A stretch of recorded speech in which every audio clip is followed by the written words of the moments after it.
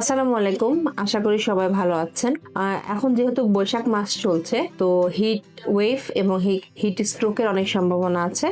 তো আজকে আমাদের টপিকটা হচ্ছে কিভাবে আমরা হিট ওয়েভ থেকে বাঁচতে পারি এবং হিট স্ট্রোকটা অ্যাভয়েড করতে পারি। তো আমাদের যে বৈশাখ মাসে সাধারণ টেম্পারেচার দেখা যাচ্ছে 25-এর উপরেই থাকে, এবং যখন এটা 35 থেকে 40 ডিগ্রি ফারেনহাইটের মধ্যে চলে আসে তখন আমাদের চারিদিকে একটা হিট ওয়েভের তৈরি হয় এবং আমাদের অত্যন্ত গরম লাগে।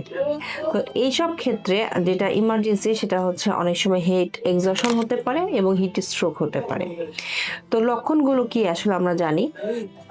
হিট যখন ওয়েভটা হয় তখন আমাদের সোয়েটিংটা বেশি হয়, আমাদের দুর্বলতা লাগে, উইকনেস হয়, এবং অনেকেই দেখা যাচ্ছে যে অতিরিক্ত ঘামের ফলে পানির ঘাটতি হয়ে যায়, শরীরে লবণ কমে যায়, এবং এর ফলে যেটা সবচেয়ে ভয়ঙ্কর কথা সেটা হচ্ছে হিট স্ট্রোক, সেটা হয়ে যায়।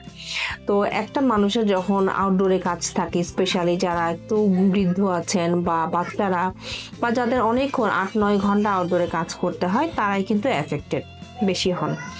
তো এদের যেটা করতে হবে, যদি আমরা দেখি যে আমাদের বাইরে অনেক বেশি গরম পড়েছে এবং আমাদের অনেক বেশি সোয়েটিং হচ্ছে, মাথা ঘুরছে, বমি বমি ভাব লাগছে, তখনই সাথে সাথে আমাদের একটা ঠান্ডা স্থানে চলে যেতে হবে এবং প্রচুর পরিমাণে ফ্লুইড খেতে হবে।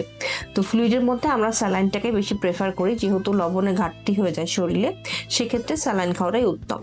এছাড়া যদি স্যালাইন না পাওয়া যায় তাহলে সাথে সাথে ডাবের পানি বা এই জাতীয় ঠান্ডা কোনো পানীয় খেতে হবে সাথে সাথে।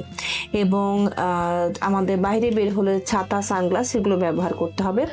ক্লোদিংটার ক্ষেত্রে আমরা বলি যে আপনাদেরকে ফুল স্লিভ যে পোশাকগুলো আছে সেগুলো পরতে হবে। চেষ্টা করবেন কটন ইউজ করার জন্য, এবং যেসব আউটডোর যাদেরকে যেতেই হয় তারা অবশ্যই সানস্ক্রিন মেখে বাইরে যাবেন।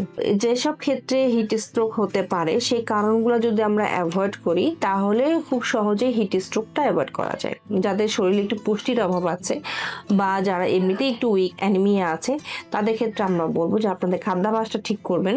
তাহলে আপনাদের শরীরে যদি ইমিউনিটি থাকে, বুস্ট থাকে, তাহলে সেক্ষেত্রে অনেক সময় এই ধরনের অনাকাঙ্ক্ষিত ঘটনা অ্যাভয়েড করা যায়। এখন যেহেতু বৈশাখ মাস শুরু হয়েছে এবং আমাদের একটি লম্বা সময় গরম থাকে, আমাদের চেষ্টা করতে হবে যে গরম থেকে বাঁচার জন্য যে উপায়গুলো আছে, যেমন আমি একটু আগেই বললাম, সানস্ক্রিন মাখা, ছাতা ব্যবহার করা বা বেশি বেশি ফ্লুইড খাওয়া, সেগুলো আমাদেরকে করলেই আমাদের মোটামুটি যে গরমের যে সাইড ইফেক্টস গুলো আছে সেগুলো থেকে বাঁচা যাবে।